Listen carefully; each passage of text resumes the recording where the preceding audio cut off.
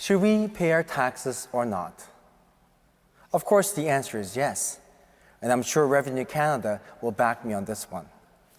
The Church also acknowledged the importance of doing our civic duties by paying our taxes. Our tax dollars, of course, fund many government and social programs that benefit people who are in need.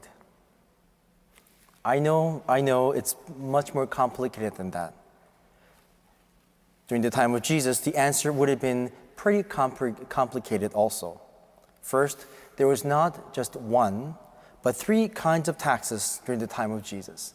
The first was the grounds tax. You had to pay 10% of your grains and 20% of oils and wines. The second tax was the income tax, which was 1% of your total income. And then the third was the poll or census tax, which was 1 denarius or 1 day's wage. The tax in question was this poll tax, a tax paid by all males over the age of 14 and all females over the age of 12.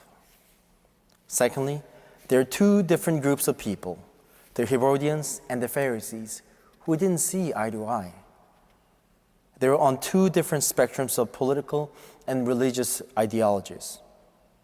The Herodians were supporters of King Herod, who were backed by the Romans. King Herod collected the taxes for the Roman emperor, and he and his cronies added plenty to their coffers in the process. As you can see, Pharisees had a reason to dislike, if not hate, the Herodians. But the differences didn't stop there. The Pharisees hated the Roman tax for a religious reason. The Roman coin was stamped with the image of Caesar with an inscription that proclaimed Tiberius Caesar to be the son of divine Augustus, as well as the high priest, thereby asserting both the political and the religious authority over the people. The Pharisees, along with the most Jewish people, would have strongly objected to both the title and the handling of the Roman coin as idolatrous. For this reason, to appease the Jewish sensibilities, the Romans minted special coins that did not have the image of the Roman emperor. The problem was, unlike the income tax and the temple tax, which could have been paid by the coins minted for the Jewish people, the census tax had to be paid with the Roman coin. If Jesus would have answered to pay the tax, the Herodians would have had no problem with paying the tax and would have declared Jesus to be treasonous and would have turned him over to the authorities.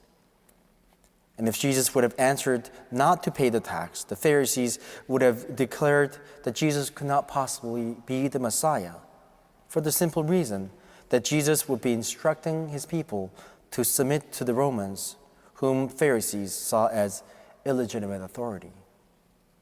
Despite the seemingly no-win situation, Jesus turned the table on them by asking a simple question.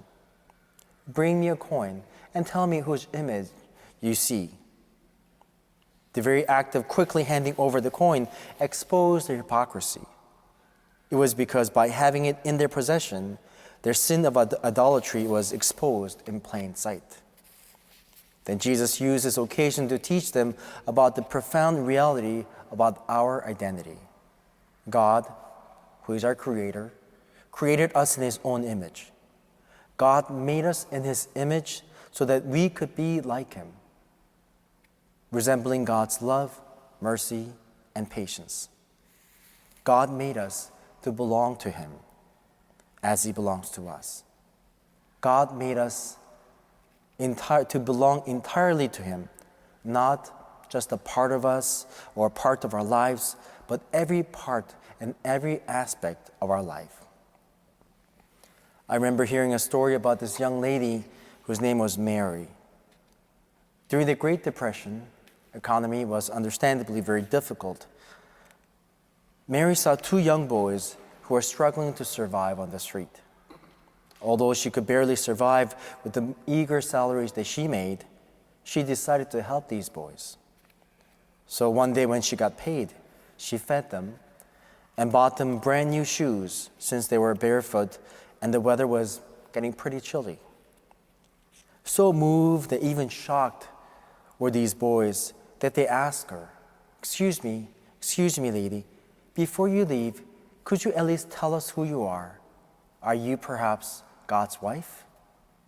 With a smile, she says, "No, I'm not, but I am his daughter."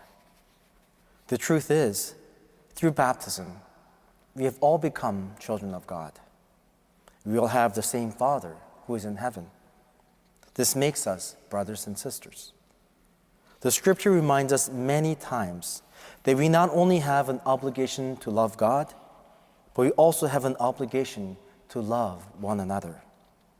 Throughout the centuries, people who had faith, who were filled with the love for God and love for their neighbor, ran hospitals, food banks, shelters, making a real impact and difference in their lives.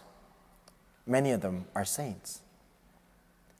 I remember seeing a video quite some time ago about assessing what made America such a great country to live in. And the top economist from China, who was invited to study, came up with a shocking conclusion that it was the Christians, their faith, that made the difference. Christians not only went to church on Sundays, but they were motivated to be good and to be kind to each other. Christians filled in the gaps left behind in areas that the government could not fill. And now that fewer people are practicing their faith and doing works of mercy, he found that the government was spending way more money to fight crimes and fund social programs, but with no great success. Our faith makes a difference. Our love makes a difference. God gave us faith and love for us to make a difference.